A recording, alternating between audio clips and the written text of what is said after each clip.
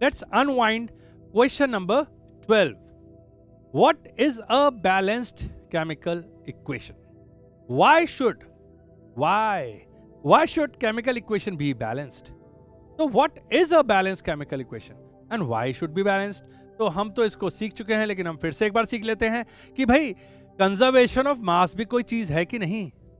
In a chemical reaction, mass can neither be created nor be destroyed. Why I'm using the word chemical reaction? Because nuclear reaction होता तो हम कह भी देते कि mass defect आ गया है, mass lose हो गया है, mass E = mc square से change हो गया energy में जो atom bomb फटता है वगैरह वगैरह. But we are not talking about nuclear reaction. Here we are talking about chemical reaction. और chemical reaction में mass can neither be created nor be destroyed. तो यहाँ पे साफ साफ लिखा हुआ है, जैसे कि ये देखिए, ये ऑक्सीजन का लॉग है, इसको जलाया हमने तो जो भी बना, एशेज, गैसेस, व्हाटएवर, बट जो मास पहले था वो मास बाद में है. तो भाई बैलेंस करना इसलिए ज़रूरी है क्योंकि अगर हमने बैलेंस नहीं किया तो ऐसा हो सकता है कि लेफ्ट साइड में जहाँ रिएक्टेंट्स होंगे वहाँ पे मास ज़्यादा था और प्रोडक्ट में कम था, तो ऐसा लगेगा कि मास गायब हो गया है, जबकि मास गायब नहीं हो सकता. मास can neither be created nor be destroyed in a chemical reaction. तो बैलेंस केमिकल इक्वेशन क्या होती है? वो होती है जहाँ पे लेफ्ट हैंड साइड और राइट हैंड साइड में एटम्स की संख्या, नंबरिंग बराबर होती है, मास बराबर होता है. और क्यों करते हैं हम? क्योंकि कंजर्वेशन ऑफ मास फॉलो करना है. तो ये बात हुई हमारी रेड लाइट पे. अब हम देखते हैं हमें इसमें लिखना क्या है.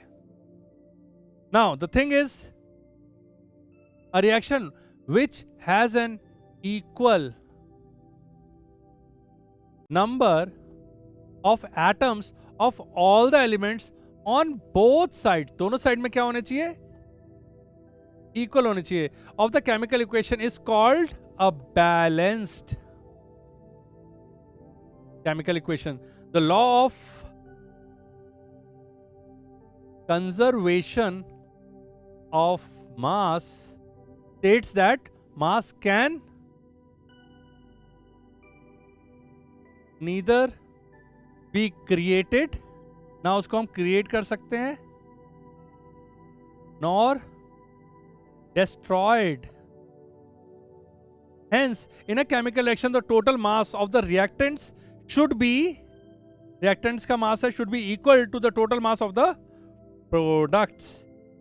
तो जितने reactants का mass है, it means that the total number of atoms of each element should be equal on